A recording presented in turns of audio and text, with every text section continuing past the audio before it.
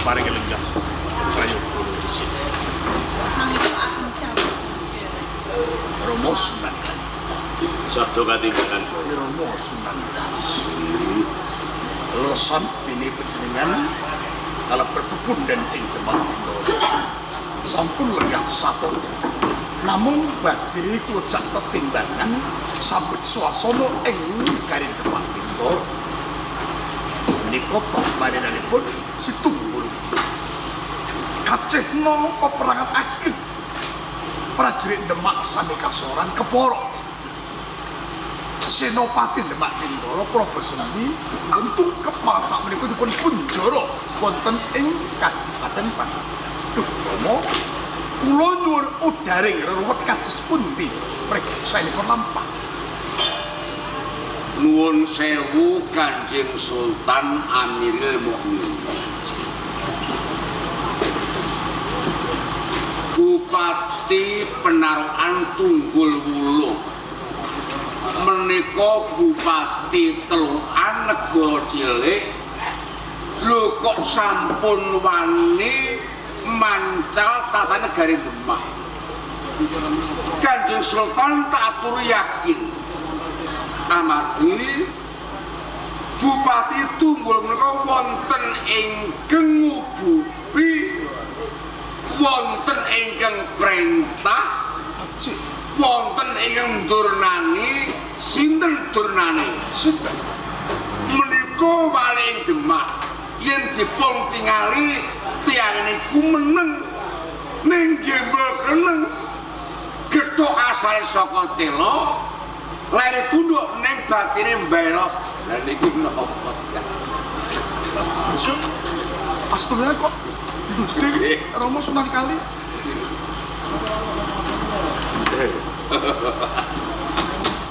Punten dalem sewu Sultan. Romo Sunan. Iki kula nyuwun wedal sawetawis. Kula tak ngluruske perkara semune taksih tumpang su.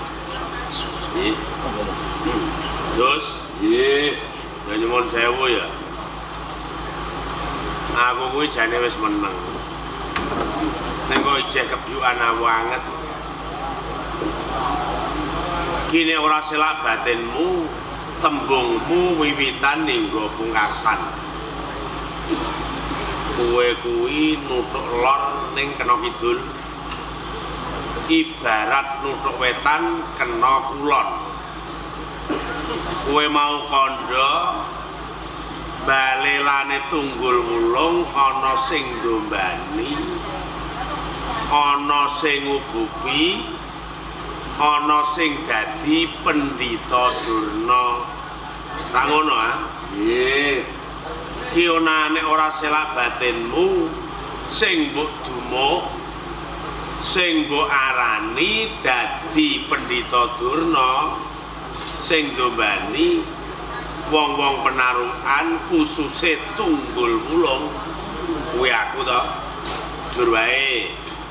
Syukur alhamdulillah menawi Kakang Sahid krasa monggo wonten ucap-ucapan sapa wong kae sing krasa niku mesti rumangsa.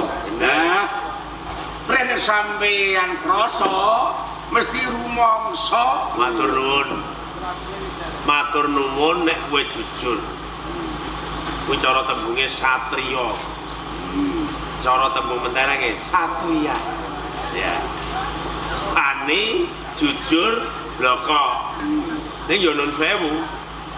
Aja digebyah uyah padha asine. Sapa krasa merga rumangsa. Ora salah. Kuwi tembung sing bener. Nanging ya mun sewu sadurunge lho.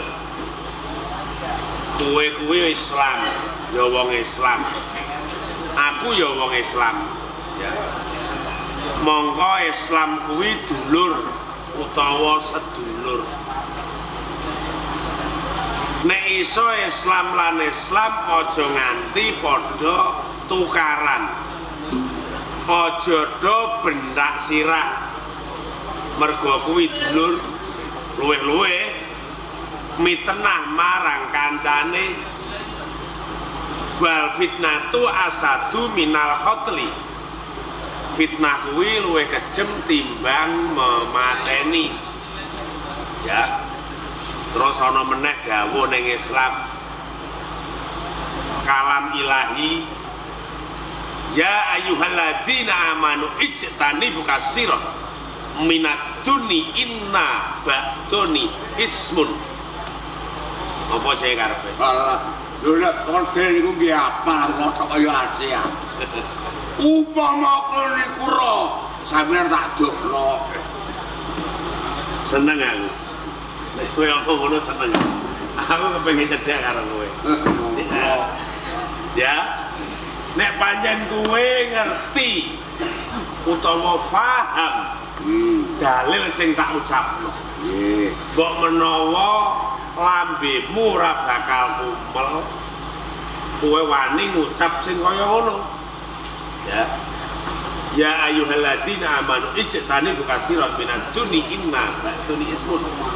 Wong-wong kang iman, sira aja duwe prasangka ala marang liyan. Prasangka ala kuwi suudzon. Nek ana wong Islam kok wani suudzon, ateges dhewekne wani dosa. Monggo dosa ki cadangane neraka.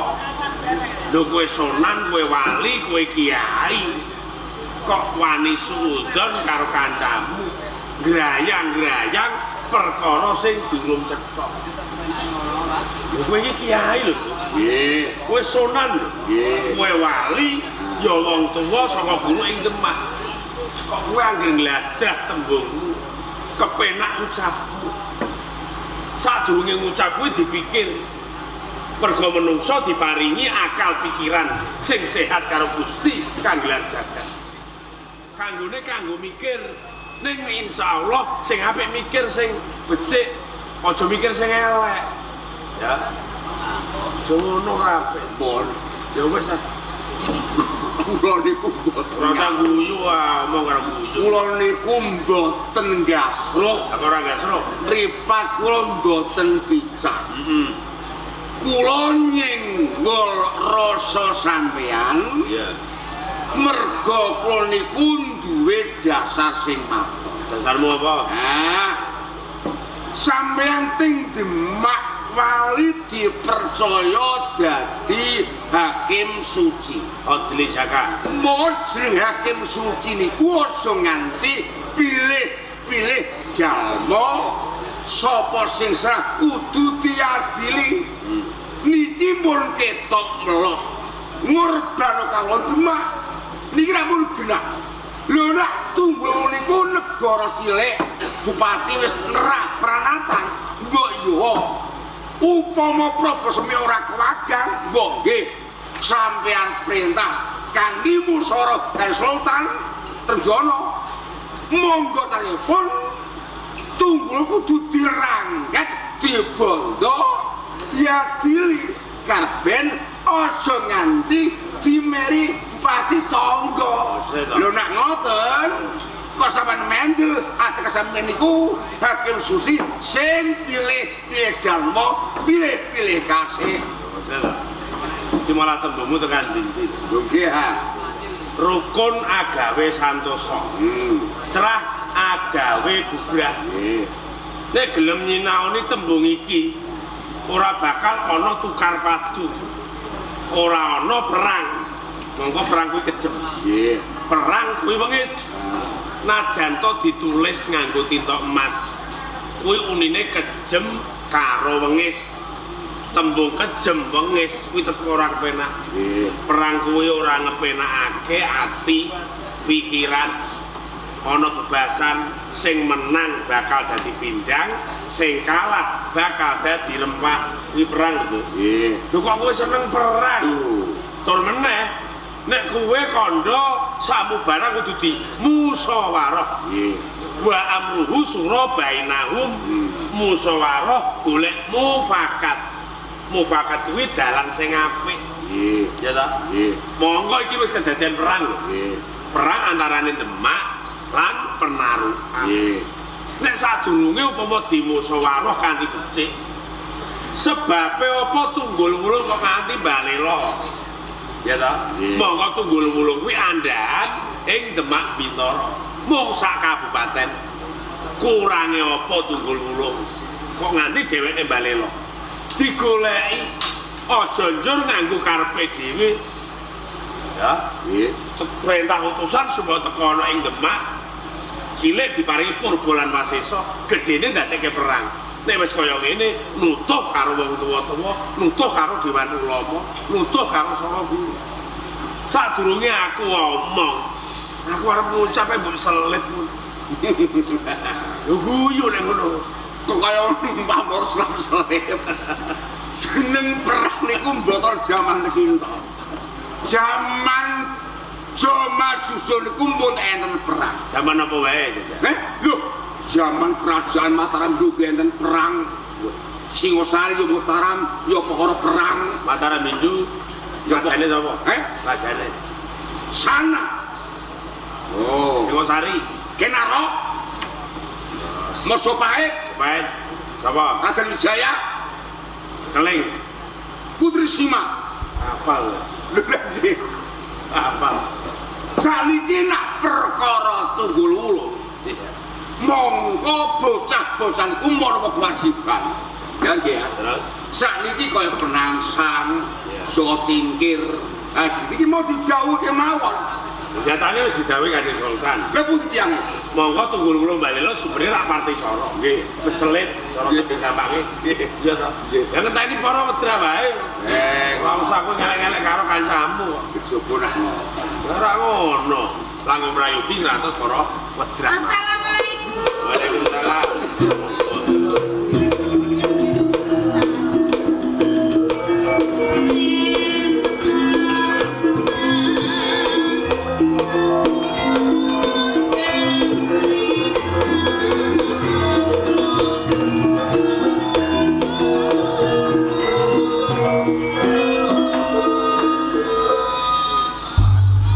Sabdo katimbalan Romo. Suwan ana bersamaing Romo kejaba barengan lan bojomu iki sedulurmu padha mulai apa nanging wayangmu beda lan padatan ki ana apa Kepareng matur nji Romo dalah ibu mawi lepat nyun agung-agung sang.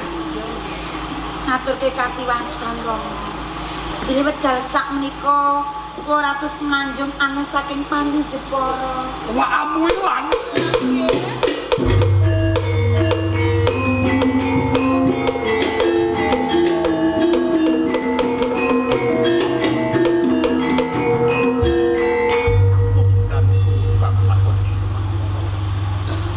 peranganing para wedra wis tak gawuhi teng supaya ngreksa pepundhenmu iki malah padha sowan ngaturke kahanan kang ora nyenengake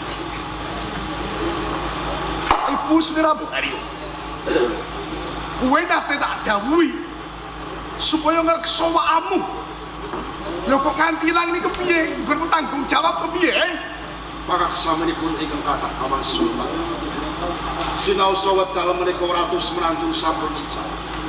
Nanging kula sampun ngertos malingipun kapara ugi sampun kula pikut kula suwanaken wonten ing Kasultan. yen wis kaya ngono paman ngresaki ayo dimbah kene pendopo Sampun Bapak. sapa maniki Kareben menika.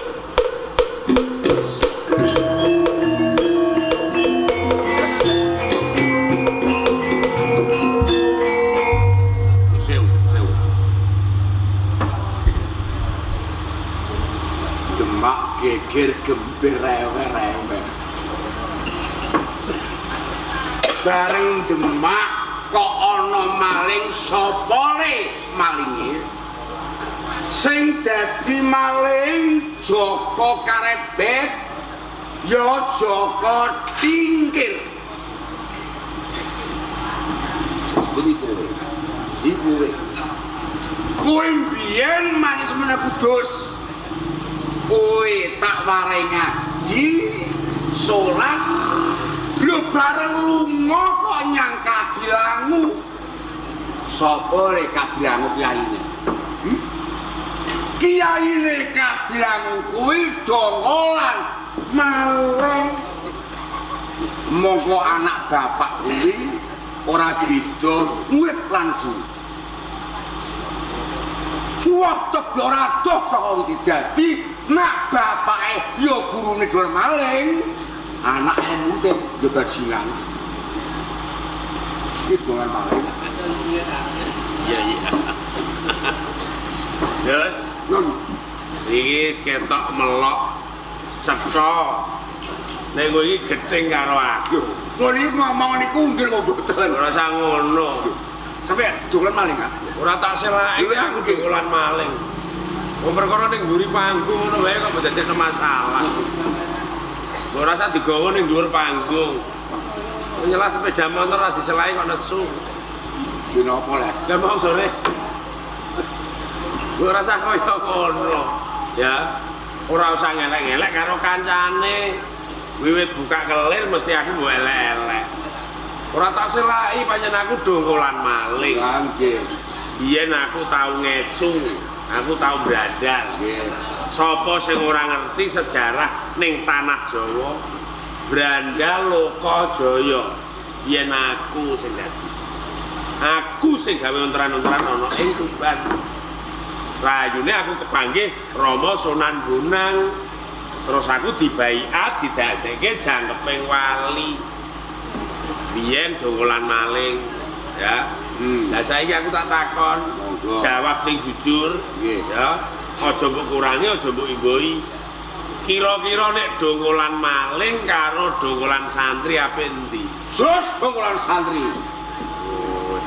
Jos dongkolan santri. Ya terali. Dadi dongkolan maling apik dongkolan santri. Nggih. Lah dongkol kuwi karepe apa? Rai, leren, Mantan. ya, mantan, ya. Nggih. Lah tembung dongkol kuwi leren, rai, mantan. Lah santri kuwi kira-kira apik ta ora? Yo nek sare ki apik ya. Lah maling Elek. elek. Nggih. Nek santri apik, ngopo kok dadak dongkol? Ngopo dadak rai? Dongkolan santri. Ya, leren nggone dadi santri. Beda nek dongkolan maling, leren nggone maling, insyaallah dadi santri. Lho. Nek ngono, dongkolan santri kalau dongkolan maling, ape dongkolan maling. Lho, Gus. Nyatane Gusti maling Joko Tingkir. Lho. Sing dakwa sapa? Jawa kula. Sesine kula piyambak. Tingkir ranget iki Pak Saudara. Saya. Ojo kesusuan. Guna maling. Iki jenenge main hakim sendiri. Ya boleh anakmu dhewe. Ya, sik. Sing didakwa Joko Tingkir. Nggih. Sing dakwa penangsang. Penangsang. Seksine ya penangsang. Penangsang. Entuk ngene. Lho pun mlampah. Perkara diwangun pengadilan sah. Nggih. Salaman. Ame pindho diawat. Iya salaman. Saman rampung. Dadi sak tenan. Nggih. Dakwa ngrangkep dadi seksi. Ya sah diwangun pengadilan. Nggih. Kanjeng Sultan. Ngaten kula badhe nyuwun pengadilan. Menapa kedah kula iki? Sunan Kudus kedah panjenengan adili. Nek Joko Tingkir dilebet penjara, kedah dibaturi kalih Sunan Kudus. Lepatipun menapa Rama Sunan? Sunan Kudus dados maling. Pak Rumin. Wah, iki nglandang cal sampeyan iki. Kok iso? Jagat wetan kulon niku mun daweruh. Donya niku arah-arah. Gak percaya. Sampe ngarani kula Oh maling. iya nyatane donyamu akeh kowe je maling. Sedawa, Sedapa aku. kesini. Seksine aku. Ngono rek atun suci. Nah, jeneng tiyang dakwa kalih dadi seksi. Teng pundi nggone mumping peratane mboten mlaku. Dadi ora mlaku. Mboten iso. Dakwa ngrangkep seksi. Nggih, Ora mlaku. mboten mlaku. Salaman. Salaman rampope. Iya. Dadi pengadilan ora bisa mlaku, dakwa ngrangkep dadi seksi. Nggih. Saiki bedane apa aku karo muridmu penangsang? Penangsang iso ndakwa, ya iso nyekseni nek Tingkir dadi maling. Aku ya iso. Aku iso ndakwa kowe ya nyekseni kowe dadi maling. Nak Joko Tingkir dihukum, oh ya dihukum. Sak kathok-kathok. model kathok menapa? Hancur nama bae. Waras. Iya. Seneng aku hukum. Mboten, Bos. Tapi nggih. Dipercak ora. Nek aku seneng kowe nek hukum mah. Joko Tingkir didakwa nyolong semenanjung, Kowe didakwa nyolong Fatayat. Apa bedemeni? Bosane iki perkara regane dijabel ora dianjur. Apa? Regane ora sabi terus. Bener nek kowe iki goblok. Wong perban kok perban iku perban penyakit. Lah yo perban. Lah mau perban kowe. Sampe sing mboten krungu. Bulet kaya ngenteng kowe. Lah nggih perban. Perbal. Perbal. Lah kowe perban. Lho sampe perban. Wah, kelaya. Daltan. Jalan sewu. Kula kinten perkara niki dereng cetha. Nek tinggir dados dakwa. Kalang prayogi rene sambung kalih Prabu Semi Semenanjung menika ingkang beto Partisara. Lango prayogi panjenengan utusan dhumateng para wedra sepisan saged ngluwari Prabu Semi mangsulaken Ratu Semenanjung menika wenang nampi ganjaran ngersa dalu. Matur nuwun Mas. Kabeh wae para wedra. Kaya ngono ngendikane Rama Sumandan. Tambali. Marang sapa para wedra bisa ngluwari pidanane si Prabu Semi lan bisa ngundurake wakamu pepunten ing Demak pada Ganjar Samurwati. Assalamualaikum. Waalaikumsalam.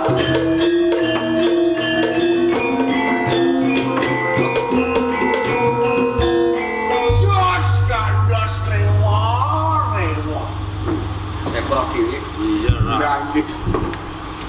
Penangsang tinggal gelanggang kaya dene rinde asu digebuk. Ini tuh dikira silik. Rinde asu digebuk. Ya. Rinde asu dinite. Itu silik. Berarti ngono. Nggih. Asu ki apa? Kire. Ayo murid tembak kire. Ngoten-ngoten. Tinggal gelanggang ini kaya dene rinde asu digebuk. Wong kok Dadi berapa? asu digebuk. Ora kudi. Kayak Jawa Timur.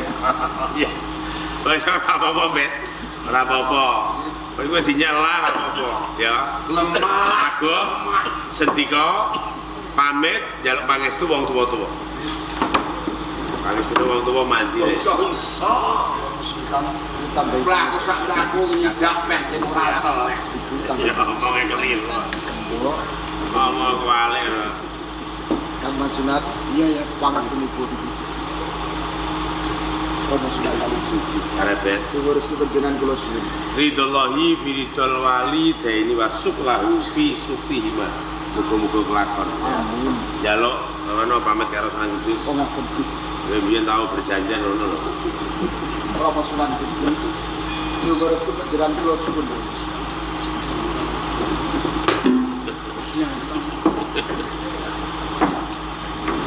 Akhirnya terlalu. Romo Sunat Kudus. Yung tambeng pangestu. Iya. Ya, aku eling ben penyamaku njok gawane wong Jokowi rokok. Gomu makaro muga-muga ora selamat. Elek kakak. Dan lu sama cukup tinggi kamu Iya ya. Tapi hati-hati lagi.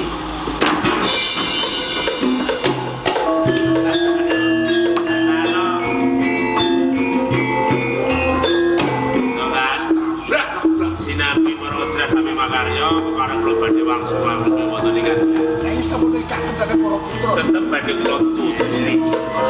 Assalamualaikum.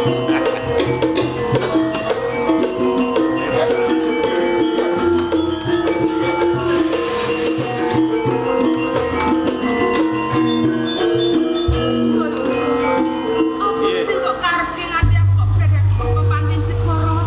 Kok cuma nduk kene penaruhan kene tunggu. Arepku tetep apik, Apik. arepku tetep becik. Ing becike apik gene apa anggo dalan sing kaya ngene kuwi tunggu dulu. Nganti cara iki dalan sing becik. Saka penganggepmu kaya ngono. Kowe ra becik lho, kowe berada aku nyolong kok temindak becik lho ya. Jalaran kowe durung ngerti apa sing tak karepake. Jero apa sing kok karepke? Pisan aku mbradat kowe. Heeh. Aku mbutuhake garwa. Lemo kowe tak pek bojo sing kaping 3. serat kekancingan Demak Bintara utawa Partisara ana ing tangan. Nek kelakon aku ngepek bojo kelawan kowe, ateges aku bisa jumeneng sultan ing Demak Bintara. Jadi kaya ngono kuwi karepmu. Iya. Tunggu lho. Endi? Yen kowe kepengin ngepek bojo aku, ora bisa kelakon. Sebab Awet ya- aku ora tresno lan kowe. Sing loro, Partisara ki ra darbekmu. Ora ndene kuwasa kepengin duweni Partisara iki to. Yen ngono kowe nampik marang katresnan. Pancen aku ra sedih. Nek aku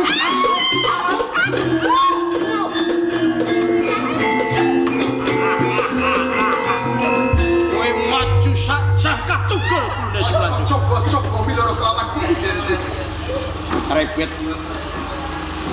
tekakmu ana ing Kabupaten Penarukan. Kaporo Rangga wis seneng ing atiku, nanging gawe tatu ning atiku. Ojo nganti bisa teliti. Gedene itu pekane pati. Kowe becik kowe bali matur ngersa dalem Sultan Trenggono. Yen nyuwun bali ning Simlanjung, kudu tumapak pribadi ana ing Penarukan, nanging pitungkasku kelawan kowe. Nggone tumapak ing Penarukan pisan, aja nggawa bedama apa wae lan ora kena dherekke prajurit Turuti dengarku.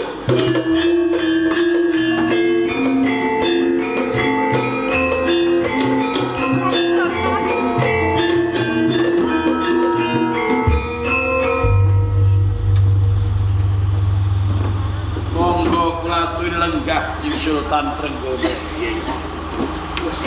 Sepul pepundi apa? Panjenipun leres Meninggarekan kok iya pemuda dan Iya. Apa gunane lan karep apa? Kanjeng Sultan Trenggono jimat pepunden kula. Ngantos ingkang abdi tunggul wulung anggadhahi tumindak ingkang mrontata. Jalaran sedaya kala panyuwunipun para kawula wonten ing Penarukan supados Kanjeng Sultan Trenggono kersa rawuh wonten ing Kabupaten Penarukan. Kuwi to iki. Anggonmu nyidra pepundenku supaya aku prapta ing Kabupaten Penarukan. Kalau beda ngerti nek aku kuwi ratu ing tanah. Kados ngaten Ya, Sultan. mengko sawetara aku bakal ngubengi Kadipaten Penarukan. Oh, kados ngaten. Matur nuwun sanget Di Sultan. Rawuhipun Kanjeng Sultan. Sapa iki? Niki kadang-kadang kula Candra Kalau nanti diganti suan oneng Demak. dereng wonten medal. Iki mujudake pasugatan. Lho niki Kok yo aku dhewe lah sliramu. pun dados napa mangrahapi nggih. Mati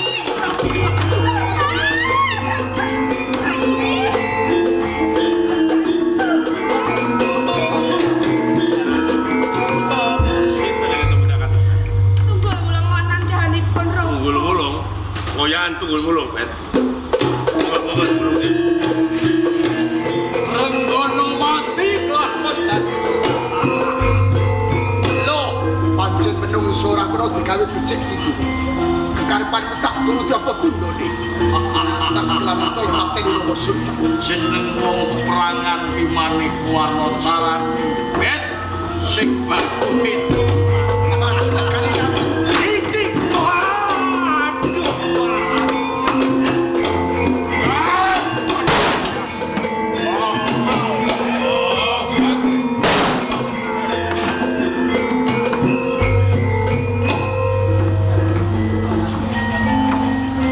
Terus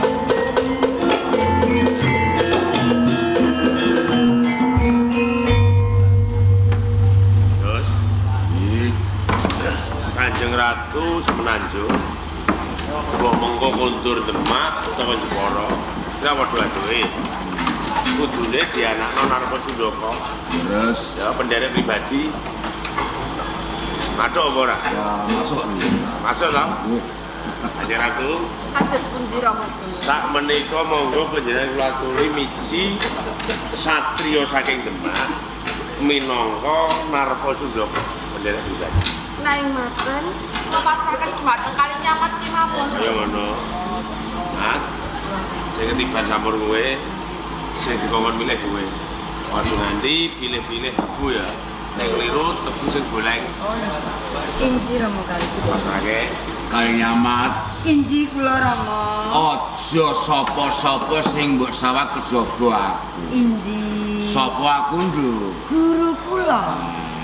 Yen kowe dipercaya milih penderek utawa narpa Sundaka, kowe kudu milih satriya sing tatak tanggon lan tanggung jawab. Kula sing mbok pilih Harya Penangsang apa Jaka Harya Penangsang. Mat. Rama. Aja percaya tembung manis manwara. Ya. Aja percaya promosi. Aja terpengaruh, teman-teman ya. Inji. Sampun Pinter lho. diparengake. Nah, ngono lho. Rama. Ya. Estunipun penderek Ratus Semenanjung kedahipun piyambun tata tanggon lan tanggung jawab. Bener. Kados dene Kang Mas Harya Penangsang. Nah. Mila kanthi Cocok sekali, menika Pak. ingkang kula pilih mboten sanes namung Yai Karet.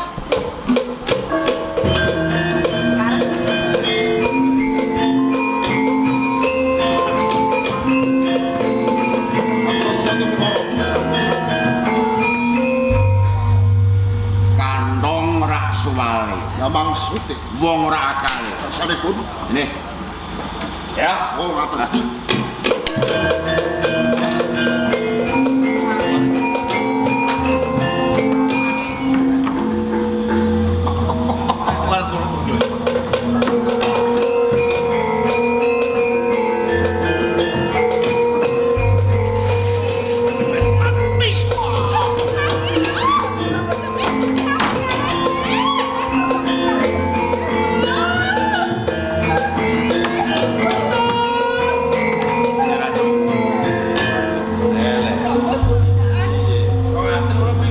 Prabu Semi kang tumindak. Kapura Patisaya dipun rebat dening Prabu Semi. Bet, tangi bet. Ini calon ratu kok malah ratu ning dalan. Prabu Semi sing rebut Paktisara. Usum lawan sampeyan.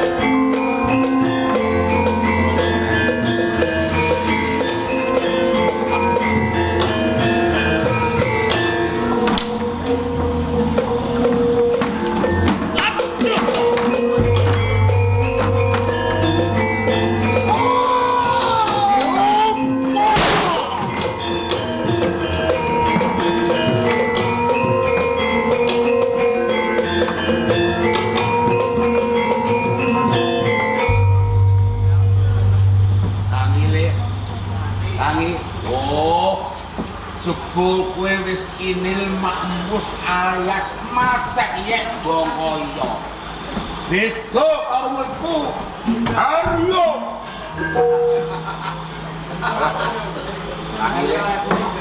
Lagi.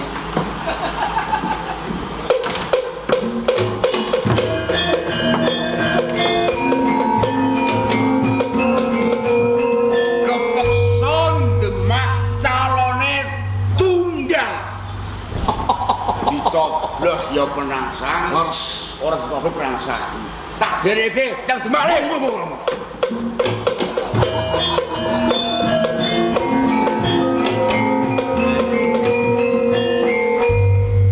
Susu apa ning ndi? Monggo dari Demak. Gimana? Nyekseni Nyekseni? Ratu. Calone loro lho. Orang pejanten kok. Kowe aja korupsi. Lho, katane mung becak. Sing kandha mati sapa? Kula ngeten kok. Kuwi urip kok tangi.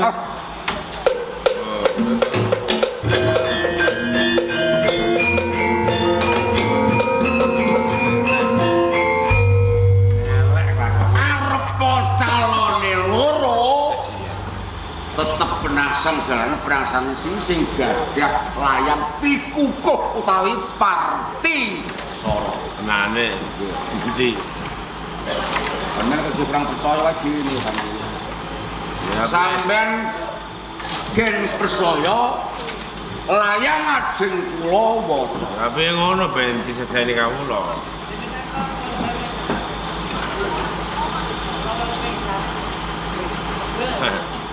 Ate katarak. Pripun? Boten ketingal Mas. Ware ngene kok sok. Demak Bintoro tanggal 16 bulan 6 tahun 2011 yang bertanda tangan di bawah ini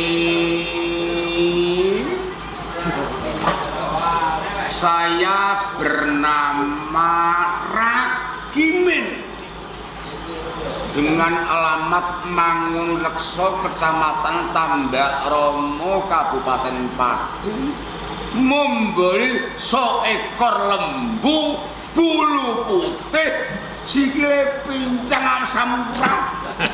Wah, layang lembu kados pundi kula Mas? Yo ngene pates ora. Kowe jenenge layang sapi utawa petok sapi. Ning aja kuwatir. Muridem ya iso dadi ratu. Pundi? Yo ning pasar kewan. Ning ngene wadinan apa ning ngene olahan ngono. Nah iya kowe wong pinter jare sing pinter iki lho. Patis Toro sing asli.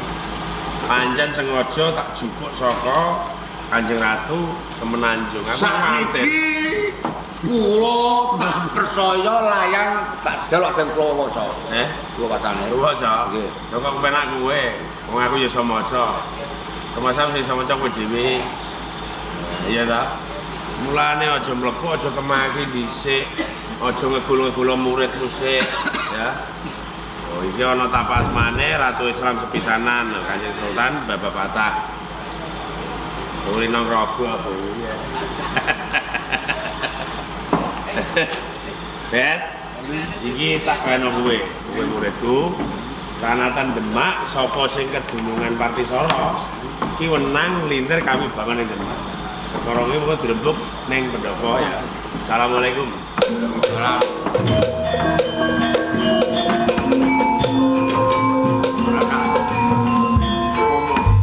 Kowe ora dadi ratu sing wirang dudu kowe ning aku.